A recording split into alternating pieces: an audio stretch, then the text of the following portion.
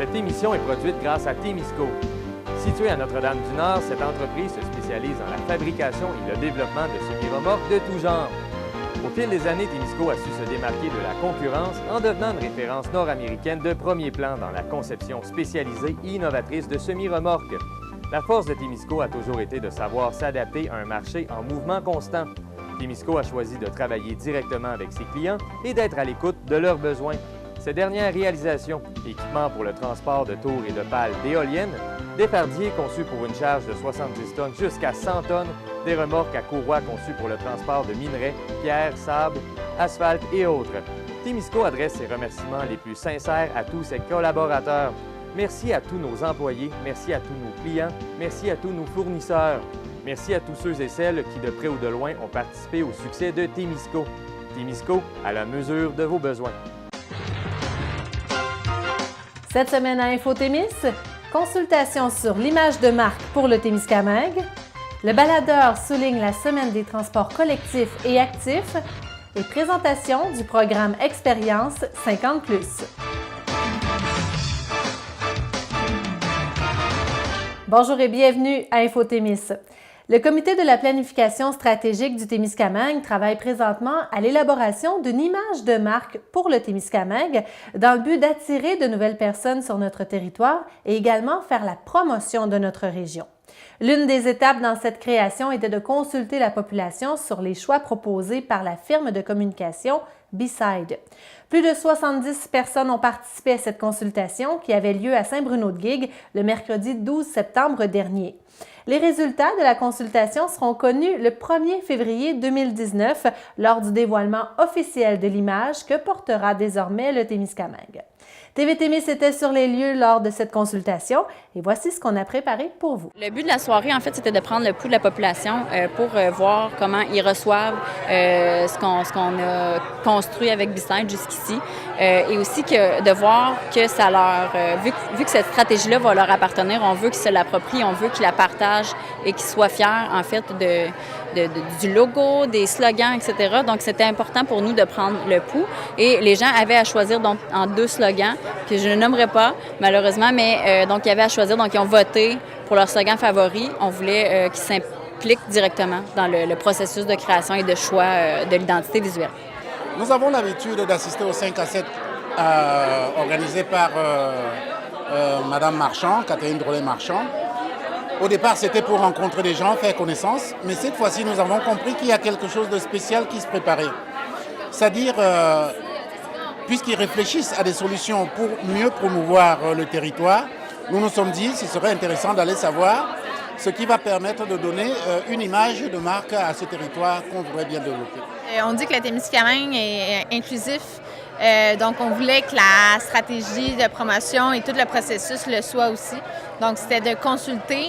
Nous, on avait fait quand même un bon bout de chemin avec le travail déjà accompli. Puis là, c'était de voir, OK, avant d'aller trop loin, puis que ce soit une surprise pour tout le monde, c'est d'avoir un peu l'avis, puis le fait que les gens participent en votant, bien, on va voir vraiment qu'est-ce qui ressort le plus. Au niveau géographique, il y a des gens des 4 secteurs. On a 2 représentants des communautés autochtones également. Il y a aussi des plus jeunes, des plus vieux, donc au niveau socio-démographique, c'est super bien aussi. Et les capsules qu'on a pu voir circuler durant tout l'été et même encore, je pense, elles aussi étaient super bien représentées donc, dans les 4 secteurs, donc encore là, et encore plus, je pense, parce qu'il y avait des enfants et des personnes âgées qui ont pu s'exprimer dans le cadre de ces Vox Pop-là. Donc, je pense que vraiment, on a une juste idée de ce que la population pense d'elle-même et c'est ce qui s'est reflété dans le logo construit par B-Side. Bien, c'est sûr, une image de marque, ça reste quand même un symbole, un logo, quelque chose qui visuellement peut marquer, attirer. C'est une rampe de lancement, en fait, qui est attendue.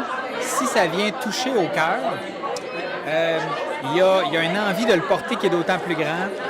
Et là, se le faire expliquer, regarder qu'est-ce qu'il y en est.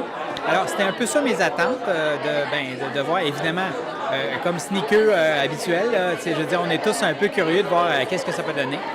Donc, il y a un peu de ça aussi, la curiosité. Mais là, de ce que je crois comprendre, en fait, là, on est encore dans des étapes où les choix ne sont pas définitifs, ne sont pas tout faits. Donc, c'est intéressant d'y participer. Voilà. Je connaissais un peu la firme B-Side déjà, donc déjà quand ils l'ont annoncé que c'était eux qui avaient conçu l'image de marque, j'étais confiante déjà. Puis oui, absolument, de ce que j'ai vu, je peux pas dire trop de mots, là, mais ça nous représente bien, puis dans l'espace-temps où on est, là, c'est parfait. B-Side, c'est une firme qui est, disons, on va dire experte dans l'accompagnement des territoires ruraux, donc les régions. Bien qu'elle soit située à Montréal, elle travaille majoritairement avec des régions. Donc, au niveau du marketing territorial, elle se démarquait. Et aussi, il venait un volet stratégique à tout ça. C'est clair que l'image de marque, c'est bien, c'est le fun, on a quelque chose qui nous ressemble, on veut aller vendre ça à l'extérieur. Mais quand on ne sait pas comment puis où aller, à quelle porte frapper, c'est difficile. Puis en même temps, il faut se faire accompagner. Donc, on trouvait super intéressant d'avoir la partie stratégique qui allait nous dire, bon, voici vos publics cibles et maintenant, voici comment vous pouvez aller les chercher, les atteindre. Donc, ça, c'est vraiment le plus-value du choix, en fait, vers B-Side. En fait, on est une équipe vraiment connectée à la nature et c'est drôle de dire qu'on habite en ville. On habite à Montréal, mais on est toutes des personnes qui ne viennent pas, en fait, de Montréal. Et on a tout un petit désir profond d'un jour quitter cette ville. Puis la Témiscamingue, on a des collègues qui viennent de la région ici. Puis on savait déjà comment c'était particulier, comment ils se distinguaient, autant par les paysages que le microclimat, les gens. Donc, en fait, c'est vous qui nous avez un peu motivés à rentrer dans ce processus-là. Puis quand on a été choisis, ça a été pas une surprise, mais quand même un peu parce qu'on est justement le fait qu'on soit aussi loin un peu de votre réalité. Donc, c'est ça. On était très contents de ça. C'est le fun d'avoir fait appel à une firme de l'extérieur aussi parce que des fois, on se connaît, on est habitué, on a nos a priori sur le territoire. Mais là, avec vraiment des gens qui viennent de l'extérieur, qui viennent jeter un regard différent, avec des stratégies aussi, comment ça se passe ailleurs. Parce qu'en région, on est quand même un peu loin des grands centres. On voit passer quelques affaires, mais qu'est-ce qui est tendance de faire pour se vendre à l'extérieur? Je trouve ça le fun que des gens de l'extérieur viennent faire équipe, en fait, pour réussir à le faire. Au début, c'est sûr qu'on a vu l'objectif d'avoir 500 personnes de plus. Bien, c'est sûr qu'on était cible dans le public cible. C'est à nous qu'on parlait, fait que ça a aidé d'une quelconque façon. Peut-être le côté aussi qu'on vit pas. Donc, nous, on voit des choses une fois quand vous êtes, dans la forêt puis vous voyez vraiment juste l'arbre devant vous, bien nous, on est un peu à l'extérieur de la forêt, fait qu'on la voit plus en ensemble puis on voit les plus beaux côtés, qu'est-ce qui vous distingue le plus. Donc, je pense qu'on pouvait apporter un côté peut-être naïf, ou des choses des fois que vous êtes tellement habitués de voir. Un peu comme notre stade olympique. Mais aussi, j'ai l'impression... Oui, non, c'est vrai. Les gens viennent le voir. On n'a pas le choix de le voir. J'ai l'impression aussi que le public cible de B-Side Magazine n'est pas très loin du public que le Témiscamingue vise aussi à contacter. C'est comme plus avec certains paramètres variables. Mais oui, c'est plus facile aussi quand on est déjà dans ces canaux de communication-là puis dans ce ton-là de bien l'utiliser puis de le varier un tout petit peu juste pour corriger le tir. Mais en général, je pense que B-Side a été un bon soumissionnaire pour ça. Je suis confiante pour la suite des choses parce que je sens qu'il y a un engouement de la population, des partenaires, des gens, aussi les élus. Puis je pense que tout le monde en a à cœur de développer notre image de marque, puis on a à cœur de se faire connaître au Témiscamingue, non seulement chez nous, mais partout au Québec et au-delà des frontières, même en Ontario. Donc je pense que l'engouement est là, la volonté est là, puis j'ai confiance qu'on va y réussir. Ça me rend confiant, mais bien honnêtement, je pense qu'il y a une bonne pente à remonter parce que il y a peut-être des gens qui ont attendu puis qui ont vu le Témiscamingue démographiquement décliner longtemps avant de trouver que c'était important là, de le faire maintenant. Alors, faire virer la roue de bord et de se dire, oui, on peut le faire et il faut que j'aspire à ce qu'il y ait des voisins nouveaux à côté de chez nous puis qu'il y ait une nouvelle maison. C'est un changement de mentalité quand même important, mais je pense que si c'est bien fait, bien pensé, bien porté, ça peut se faire. Oui, je dirais que par rapport à la présentation qui a été faite, les éléments de photo et les éléments de typographie nous permettent de penser qu'il y a quelque chose de très bien qui se prépare pour promouvoir le territoire. Ben oui, en fait, les gens sont contents puis ils trouvent que c'est authentique. Et c'était ça qui était le message depuis le début. On souhaitait que quand on crée une image de marque, on ne veut pas vendre des choses qu'on n'est pas. Donc ça, c'était vraiment d'être intègre. Et les gens disaient, c'est simple, c'est pas compliqué, c'est comme le peuple du Témiscamingue. Et c'est ce qu'on veut faire refléter aussi dans notre milieu de vie parce que clairement, les gens, quand ils vivent en ville, quand ils font métro, boulot, dodo, ce qu'ils veulent, c'est du calme, c'est la possibilité de vivre à leur rythme. Donc je pense que cette image-là traduit à merveille ce sentiment-là qu'on a ici. Puis c'est la phase 1 aussi d'un projet qui est beaucoup plus large. On a créé les éléments graphiques. La boîte d'outils a été créée, puis là, on essaie de voir le premier coup, mais il reste une deuxième phase aussi à amorcer, qui est toute la stratégie de contenu. Donc le contenant ce soir et plus tard le contenu. Bon, là, on sait, les gens vont parler un peu de ça, de ce qu'ils ont vécu ce soir, puis c'est correct. On voulait dévoiler, en fait, en une seule fois, avec tous les outils, le site web, les outils promotionnels aussi qui seront créés à ce moment-là. Donc, le 1er février prochain, ce serait la date qu'on a en tête pour le lancement officiel. Je sais pas si ça va être plus tôt ou plus tard, mais c'est vraiment dans ces eaux-là. Et c'est très stratégique aussi de lancer à ce moment-là parce que les étudiants, ils sont prêts de faire leur demande de stage. Au niveau des salons de l'emploi aussi, ça bouge beaucoup, des foires de l'emploi dans différents grands centres. Donc, c'était stratégique pour nous de lancer à ce moment-là. Et on n'exclut pas la possibilité de lancer à Montréal aussi ou dans un grand centre qui va représenter bien, dans lequel notre clientèle cible va bien être représentée. Donc, on va voir à ça éventuellement. Ce qui nous a attirés vers le Témiscamingue, on n'y est pas venu par choix, il faut le reconnaître. C'est le travail qui nous a ramenés ici, mais on a appris à aimer ce territoire qui est somme toute assez reposant, assez beau et assez calme. Donc, vous l'avez adopté finalement? Forcément. On ne peut qu'aimer ce territoire. Du 17 au 23 septembre se déroule la Semaine des transports collectifs et actifs partout au Québec. Cette semaine d'activité vise à sensibiliser et inciter la population à diminuer leur impact écologique en privilégiant le covoiturage, le transport en commun et le transport actif tel que la marche ou le vélo. Au Témiscamingue, c'est l'organisme Le Baladeur qui chapeaute cette semaine d'activité. Nous avons rencontré la directrice de l'organisme, Mme Anne Villeneuve. Du 17 au 23 septembre, c'est la Semaine des transports collectifs et actifs. Est-ce que cette semaine est soulignée partout au Québec? Oui, dans le fond, c'est une semaine qui est provinciale. Je crois qu'on est dans nos premiers ébauches ici en Abitibi-Témiscamingue, au Témis, de le souligner. À Rouen, ça fait quand même un certain temps qu'il le souligne. Mais moi, cette année, j'ai décidé de le souligner de façon légère. Je n'ai pas tellement de choses, mais je vais quand même prendre le temps de le souligner. Et donc, c'est quoi les objectifs de cette semaine-là? C'est de souligner toutes les options de transport qu'on a. Maximiser les transports collectifs, les transports en commun quand on parle des centres urbains, mais au niveau rural, c'est plus au niveau du covoiturage. Puis ensuite, au niveau actif aussi. La marche à pied, à vélo, à course, tous les moyens de transport autres que la voiture solo.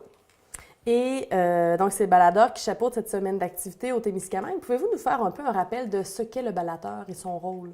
Le baladeur du Témiscamingue, c'est vraiment un organisme à but non lucratif qui travaille à développer le transport et toutes ses avenues sur le territoire du Témiscamingue. On est subventionné par le ministère des Transports, puis les municipalités de toute la MRC du Témiscamingue contribuent financièrement. Donc, c'est partout au Témis. Que ce soit du covoiturage, que ce soit au niveau de l'aide avec les transports médicaux pour aller dans d'autres régions de l'Abitibi-Témiscamingue, des personnes âgées, les personnes qui sont plus dans des situations démunies, d'aide d'urgence. On aide à les porter, les accompagner puis les rapporter ensuite. Puis après ça, on a le système du Fonds de développement de transport collectif. Ça, c'est un programme de subvention qu'on a mis en place pour aider les gens à développer des transports collectifs lors des événements, des activités. Je donne comme exemple, il y a un transport collectif qui se développe aussi quand il y a les Games des Pirates maintenant. C'est un beau partenariat avec l'AXIA, avec les Pirates, puis nous, le baladeur, pour développer un système de transport en commun, transport collectif lors des soirs des matchs des Pirates, qui se promène un peu partout sur le territoire du Témis. Et qui, finalement, amène en bout de ligne un impact au niveau des gaz à effet de serre, là. Bien oui, exactement, parce qu'au lieu d'avoir plein de voitures qui se rendent pour aller au match, puis on s'entend, le stationnement, tu sais, tout ça, bien, quand il y a un transport collectif, bien, ça te permet de te rendre là l'hiver, pas obligé de faire chauffer ta voiture, pas obligé de réchauffer ta voiture à 10 heures, tu peux te permettre de prendre une consommation, puis tu prends ce petit transport-là qui existe. Et bon, pour en revenir à la semaine des transports collectifs et actifs, donc il y a différentes activités qui vont être présentées tous les jours. Pouvez-vous nous donner des exemples? Bien, dans le fond, on est plus dans des activités de sensibilisation, d'information. Lundi, là, surveillez la page Facebook, on va y aller avec des questions. On parle que le besoin au Témiscamingue est énorme au niveau du transport, mais on veut aller valider ça. Est-ce que c'est vraiment ça le besoin de la population? Fait que lundi, ça va être des petites questions, un sondage sur les besoins de la population au niveau du transport, puis les habitudes de transport. Mardi, on va y aller plus avec le lancement d'un concours puis de l'information par rapport à ce qu'on a présentement comme transport collectif sur le territoire du Témiscamingue. Puis on lance notre journée qui sera le mercredi, qui va être une journée. Dans plusieurs villes du Québec, là, on a ça, là, en ville, sans ma voiture, au boulot, sans mon auto. Fait que nous, on veut maximiser le covoiturage cette journée-là. Il y aura un concours Facebook pour cette journée-là. Puis jeudi, on va mettre l'emphase sur une entreprise au Témis qui maximise le covoiturage à l'intérieur de son entreprise, qui le valorise puis qui s'est mis des moyens en action pour pouvoir arriver à ça. Fait que ça va être pas mal ça. Et le samedi, il va y avoir un match des Pirates et cette journée-là, il va y avoir un transport organisé gratuitement par le baladeur. Vraiment, ça va coûter rien pour les gens et les gens qui vont prendre ce transport-là vont avoir un rabais pour leur billet aller aux Pirates. J'embarque dans le transport collectif, j'ai un rabais. Fait que c'est une belle collaboration avec les Pirates aussi pour ça. Vraiment super. J'aurais aimé ça revenir au fameux concours sur le covoiturage. Comment ça fonctionne? Donc, c'est les gens qui qui covoiturent doivent le prouver pour... Oui, exactement. C'est sûr que, c'est un concours qui est comme léger, là. C'est pas la grosse affaire. Mais ce qu'on va dire aux gens, c'est si vous faites du covoiturage pour aller au travail cette journée-là, bien, posez-vous. Posez-vous, prenez un selfie de votre gang dans l'auto pour se rendre au travail. Ça peut être je me rends là, puis moi je m'en vais là, moi je m'en vais là, moi je m'en vais là. C'est pas obligé d'être dans le même milieu de travail. Mais je donne comme exemple, il y a quelqu'un qui part de Lorrainville puis qui va travailler à Gig. Bien, s'il y a des gens puis qui les embarquent, bien, on leur demande de se prendre un selfie puis de le mettre en ligne sur notre page Facebook. Puis à la fin de la journée, on va faire un tirage parmi tous ceux qui nous auront envoyé leurs photos. C'est super. On serait porté à croire qu'il n'y a pas de transport collectif au Témiscamingue du fait qu'il n'y a pas de transport en commun typique comme l'autobus. Mais est-ce qu'on peut défaire un peu ce mythe-là? C'est ça. Tu sais, on en a parlé, on n'en parle pas beaucoup, mais le baladeur du Témiscamingue, il y a une entente avec plein de personnes, plein de transporteurs pour maximiser les places qui sont vacantes dans les autobus. Donc, le baladeur, lui, il n'y a pas de moyen de transport, mais il y a des ententes avec la commission scolaire. Si jamais vous voulez vous rendre d'un point A à un point B, puis qu'il y a un autobus scolaire qui passe, puis qu'ils ont de la place, on pourrait avoir accès à ça. Il y a les autobus du transport adapté aussi, qui circulent sur tout le territoire du Témiscamingue à tous les jours, le matin et le soir. C'est des heures qui sont plus atypiques, c'est pas entre 7h puis 8h, mais tous mes autobus arrivent à Ville-Marie à 9h le matin et ils repartent tous de Ville-Marie à 2h l'après-midi. Fait que durant la semaine des transports collectifs, on va le dire ça. On n'a pas de transport en commun, mais on en a des transports qui se promènent sur le territoire du Témiscamingue. Donc, notre but, c'est de les faire connaître pour voir si ça répond à un besoin, puis que les gens le sachent. Bien, Caroline, je ne savais pas qu'il y avait ça. Je pense qu'il n'y a pas tant de gens que ça qui le connaissent, ce service-là. Et de quelle façon, si on veut embarquer, prendre ces services-là, on appelle le baladeur? On appelle le baladeur 622-1488. Il y a Diane qui est là, qui va prendre vos infos. Puis la seule chose qu'on demande aux gens, c'est d'être membre baladeur et c'est gratuit. Nous, dans le fond, plus on a de membres, plus on a de statistiques intéressantes, puis plus on a le pouls de la population. Donc, on appelle 622-1488, puis Diane va répondre à toutes vos questions là-dessus. Puis elle va prendre les réservations, les choses comme ça. Suite à votre semaine d'activité, dont il y aura des questions, il y aura des concours, est-ce qu'il y aura des résultats qui vont être publiés suite à ça? Je vais essayer de faire une espèce de synthèse des questions qu'on aura posées lundi. On se rend compte des fois que quand il y a des navettes, il n'y a pas beaucoup de gens qui prennent les transports, il n'y a pas beaucoup de gens qui embarquent, mais moi, j'essaie toujours de dire aux gens, découragez-vous pas. Une habitude, c'est à long terme. Donc là, les gens au Témiscamingue ne sont pas habitués d'avoir ça, puis ils ne le connaissent pas, mais la journée où ils vont l'utiliser plus qu'une fois, plus que deux fois, quand on va arriver à dire c'est la rigolade du printemps à la Valachère, ah oui, le baladeur organise une navette, ça va devenir dans l'automatisme. Donc, tu sais, les résultats, des fois, sont petits, sont minimes, mais c'est avec ces petites habitudes-là, tranquillement, pas vite, qu'on va le développer. Mais oui, je vais essayer de donner de l'information par la suite, voir qu'est-ce que ça donne. Donc, on est dans le développement à long terme là, pour le projet. Oui, exactement. On veut développer, on veut faire connaître aussi ce qu'on a, puis savoir ce qu'on n'a pas, puis qu'est-ce qu'on peut faire. Donc, si on veut en savoir plus ou simplement vous suivre, on va où? On va sur la page Facebook, qui est le baladeur du Témiscamingue, c'est facile. Sinon, on a aussi un site, www.baladeur.qc.ca. C'est pas plus compliqué que ça. Puis là-dessus, on a plein d'informations, mais gênez-vous pas de nous contacter. Toute demande mérite d'être entendue, puis après, on regarde ce qu'on peut faire pour vous aider. Bien, merci beaucoup. Bien, merci.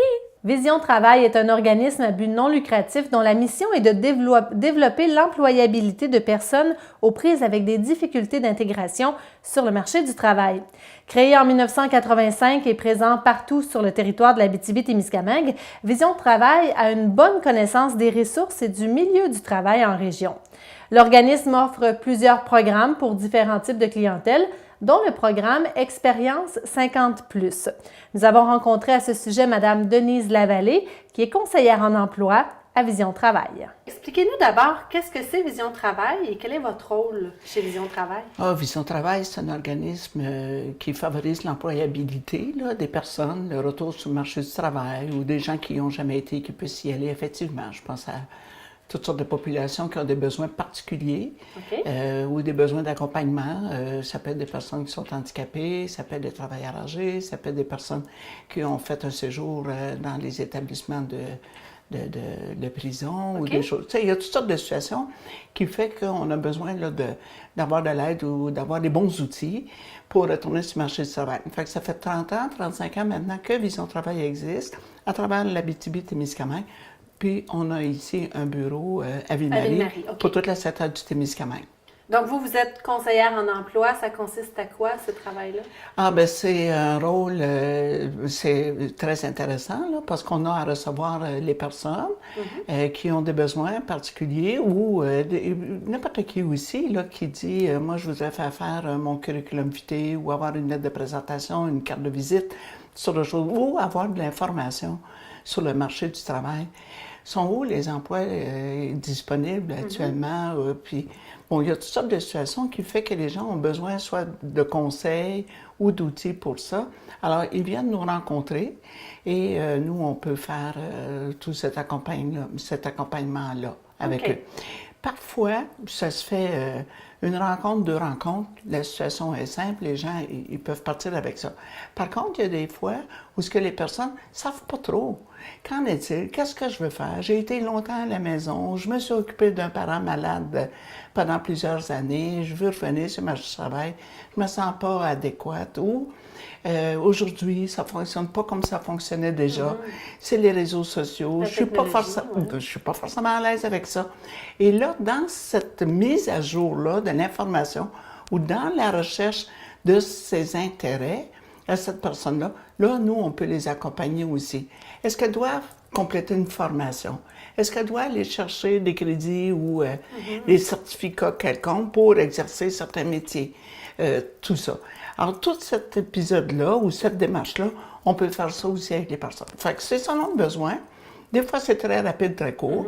Puis d'autres fois, ça demande un peu plus d'exploration. Donc, si je comprends bien, il y a différents programmes aussi selon la clientèle que vous servez. Et aujourd'hui, particulièrement, on va parler du programme Expérience 50+. À qui ça s'adresse, j'imagine, avec le terme 50+? Vous l'avez dit. On l'a. Ça s'adresse aux travailleurs âgés, qui sont plus âgés, parce qu'il y a des personnes qui perdent un emploi, il y a des réductions de poste, ou parce qu'ils ont peut-être eu un accident puis ils n'ont plus les mêmes habilités, donc ils ne peuvent pas faire le même travail qu'ils faisaient avant. Il y a une orientation de carrière. Il y a toutes sortes de situations qui font que dans la cinquantaine, 55 ans et plus, des personnes peuvent avoir à retourner sur le marché du travail après une longue période où ils étaient stables, où ils ont été pas exclus, mais en dehors du marché du travail, peu importe, et que là, on se sent inconfortable par rapport aux nouvelles situations du jour. L'an passé, par exemple, j'ai eu à travailler avec une personne qui a fait le gros de sa carrière dans un pays étranger, revient ici, alors il est plus adapté à la situation locale ou du pays. Alors, c'était un exemple de situation où il a fallu regarder tout ce qui devait être fait pour se repositionner par rapport au marché du travail.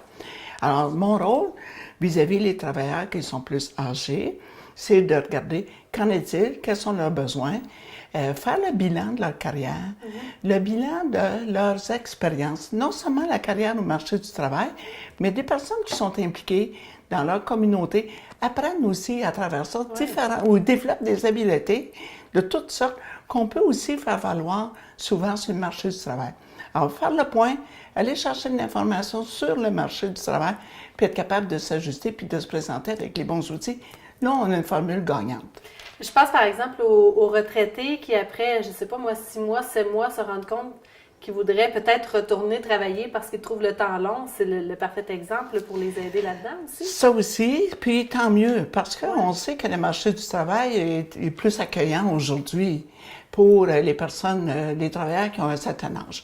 Je connais des entreprises parce qu'à travers notre démarche, on fait des visites d'entreprise où on reçoit aussi des fois des intervenants ou des conférenciers qui nous donnent de l'information supplémentaire. Et maintenant, je vois que, parce que le taux de chômage est bas, il y a des entreprises qui font des aménagements d'horaire ou qui sont en mesure d'offrir des dispositions pour être capables de garder leur main-d'œuvre qui est plus âgée puis qui a des besoins.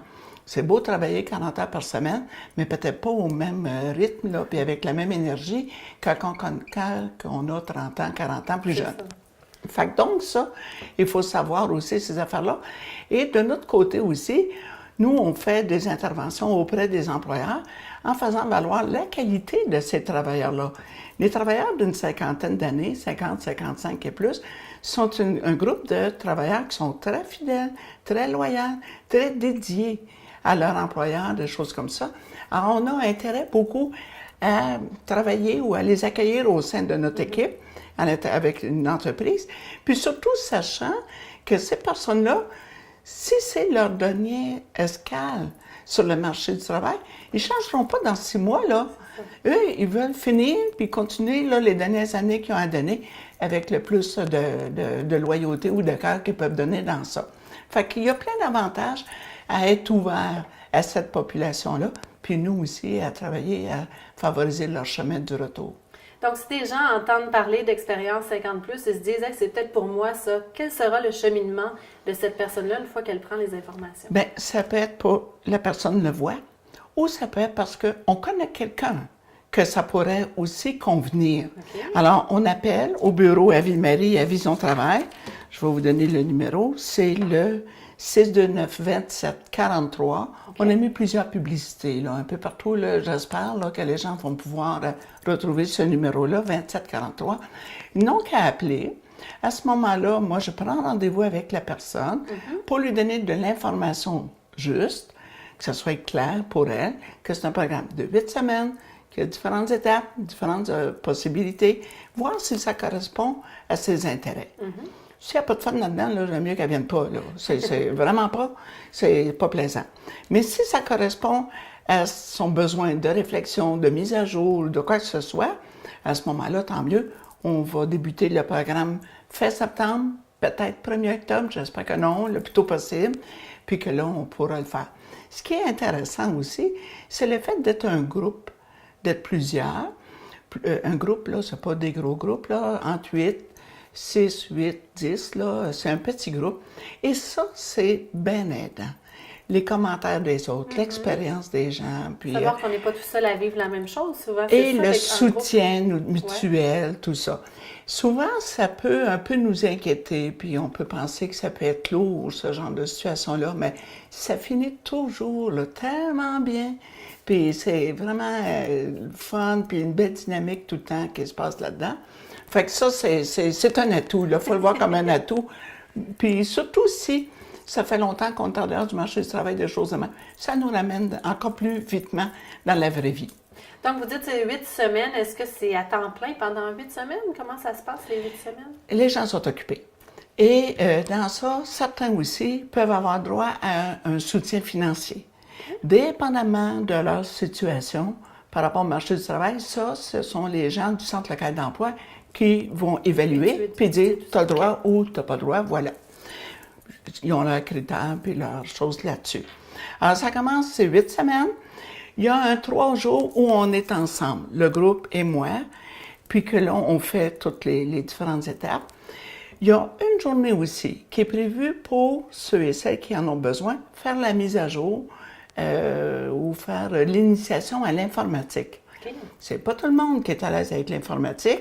Puis ça, avec une collaboration qu'on a avec l'APET, l'Association des projets éducatifs du Témiscamingue, on a donc des cours pour ceux qui en ont besoin. Souvent, les gens vont jouer sur une tablette ou vont avoir des choses de même, mais d'être là à faire les corrections nécessaires dans ta lettre de présentation ou des choses comme ça, c'est souvent utile. Et il y a une autre journée où là, les gens ont à faire leur démarche personnelle ou leur réflexion personnelle. Fait que le groupe commence à 9 h jusqu'à midi, de 1 h jusqu'à 3 h. Bon, là, ils ne gagnent pas jusqu'à 5 h. Et ils en ont suffisamment. C'est un gros travail, c'est une réflexion. Ils ont à se positionner puis à réfléchir à tout ça. Ils reviennent le lendemain, OK, on continue. Fait que c'est bien plaisant. Ils se font un bagage, finalement, avec cette expérience-là? Bien, ils se font une vision plus claire. Ouais. Non seulement du marché du travail, mais d'eux-mêmes. Mm-hmm. En quoi sont-ils bons? Quels sont leurs rêves? Quelles sont leurs aspirations quand tu es rendu à 56 ans? C'est ça, oui. Voilà. Tu sais, qu'est-ce qui te reste à penser? Puis souvent, les gens vont avoir à l'idée « Ah, je suis plus capable comme avant, il y a des préjugés à propos des travailleurs âgés, on veut pas de moi » ou des choses comme ça. On va la regarder autrement.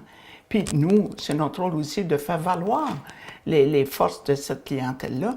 Alors, on la regarde autrement. Puis quand on fait, puis je vais vous dire la surprise que les gens ont aussi, quand on fait où sont tes atouts, tes forces, tes expériences et tout ça, sont eux-mêmes surpris. De voir que la liste est très longue. Que finalement, ils ont des atouts. Ouais. Et là, on regarde comment tu vas te vendre, là.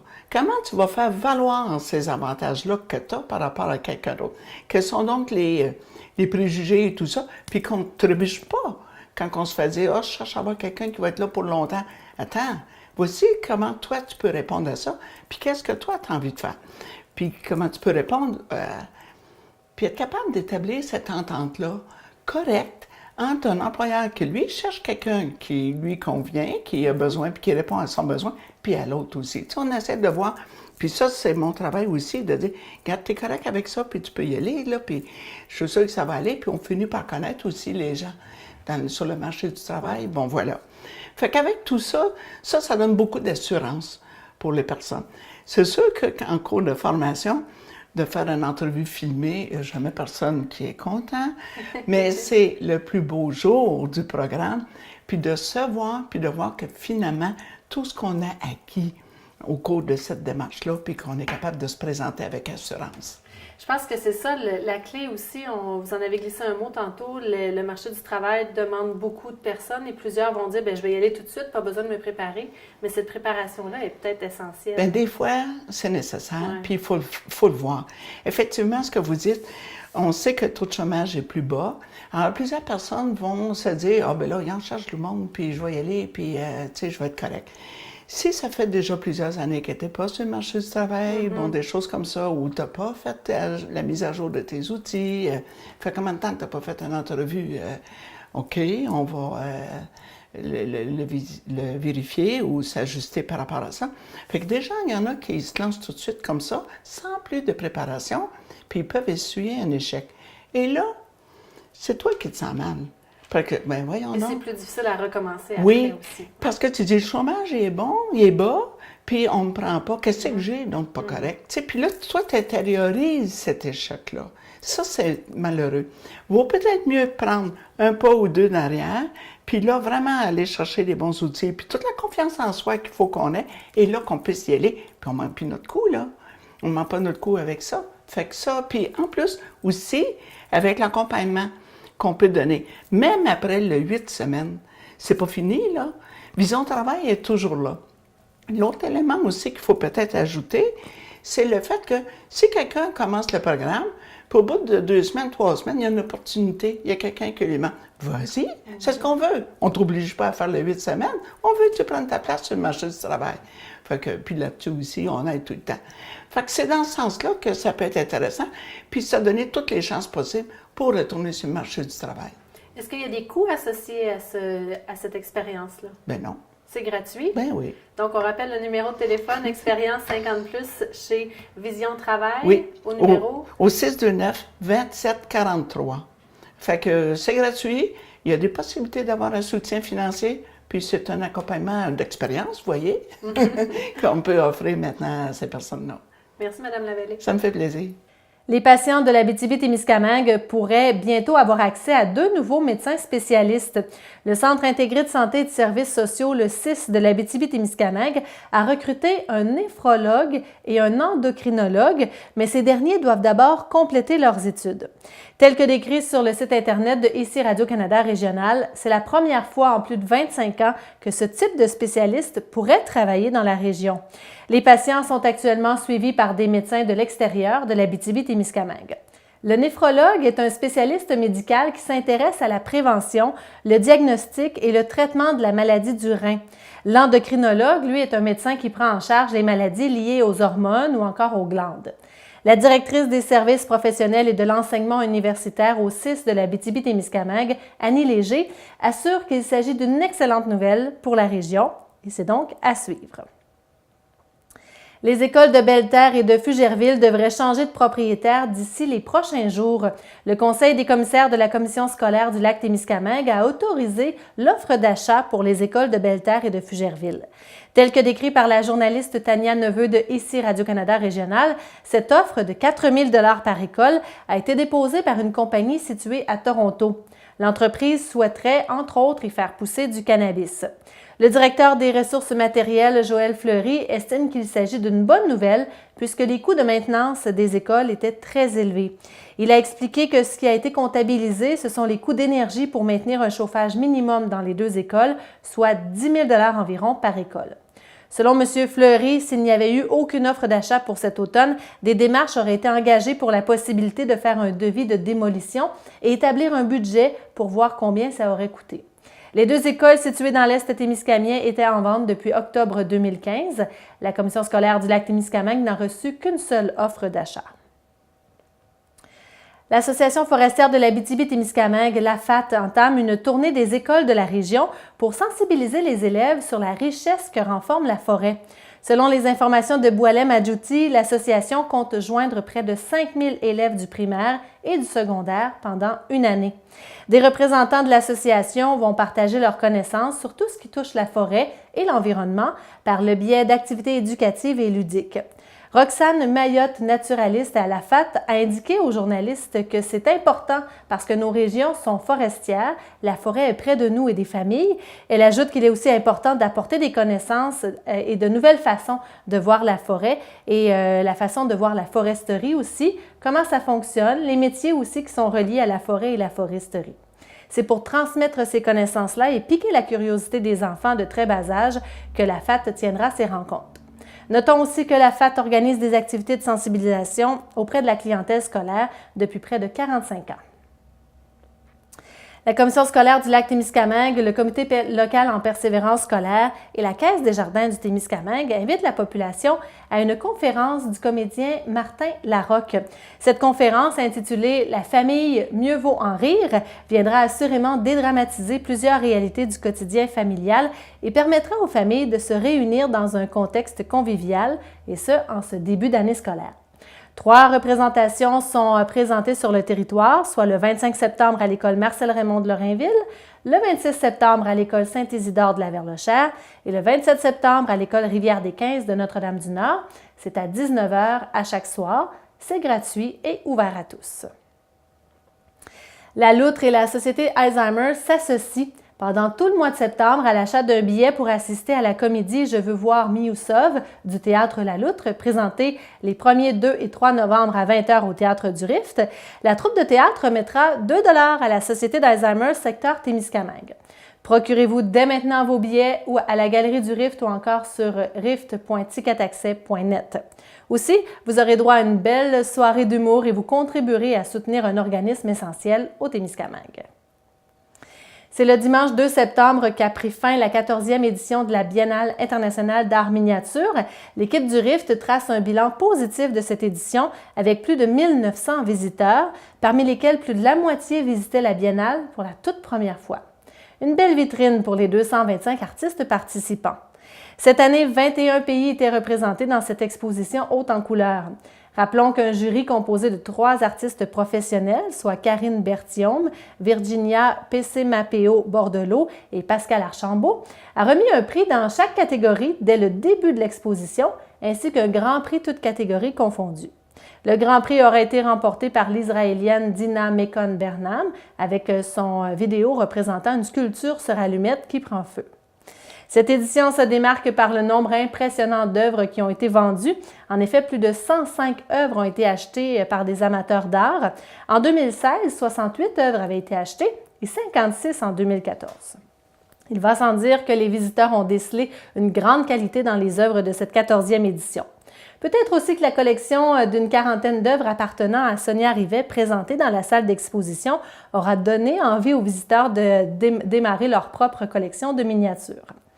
Pendant toute la saison estivale, les visiteurs ont été invités à voter pour leur œuvre coup de cœur. L'artiste ayant reçu le plus de votes s'est mérité un prix du public d'une valeur de 500 $.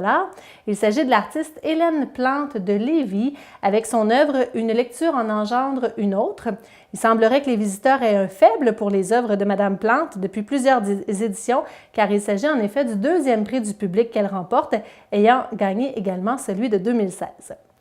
Le concours Desjardins aura été aussi une fois de plus un grand succès. Desjardins, partenaire officiel de l'événement, a fait l'acquisition de 5 œuvres miniatures qui ont été tirées parmi les visiteurs.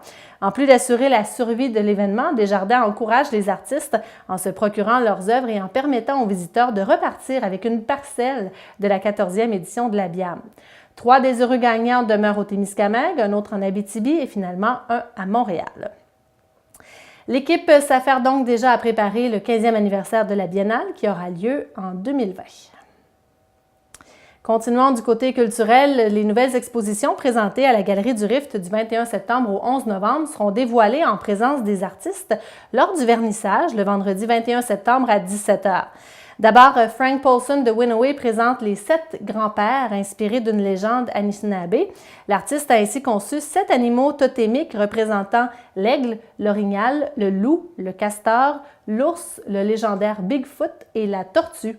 Interpellé par la situation des jeunes de sa communauté, Frank Paulson profite de chaque occasion pour tenter de briser l'isolement des siens, de promouvoir les traditions Anishinaabe et de bâtir un pont entre les cultures.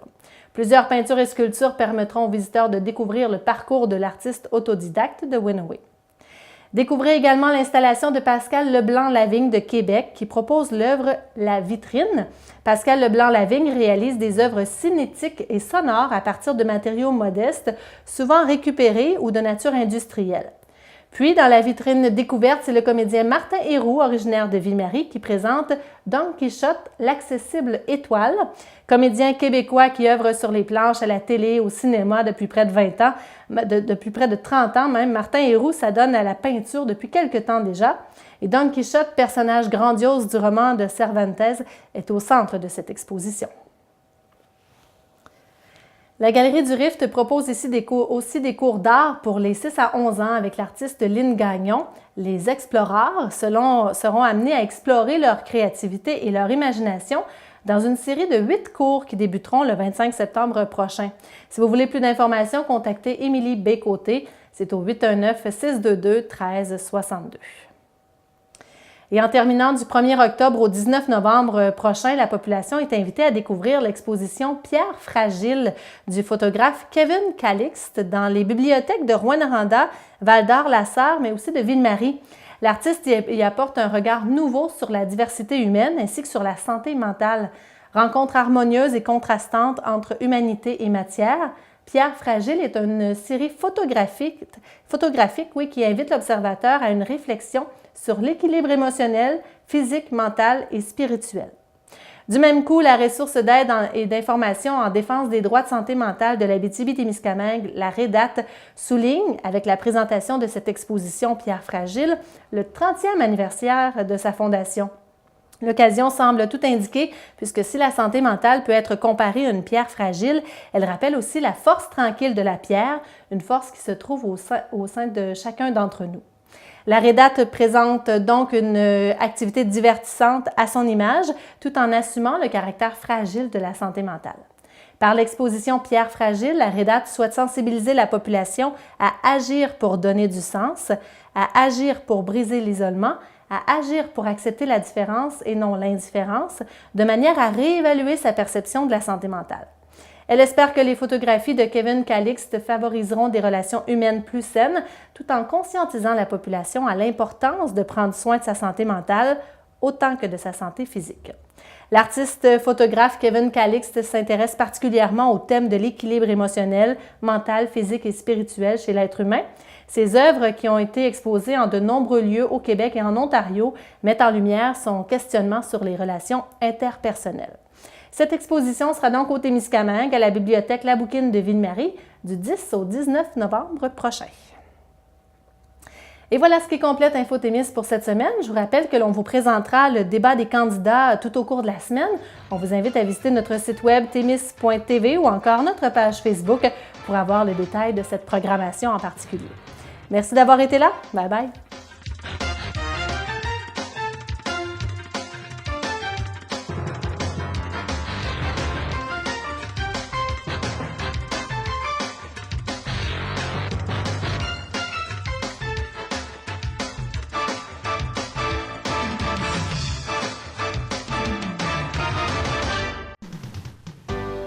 Cette émission est produite grâce à Témisco.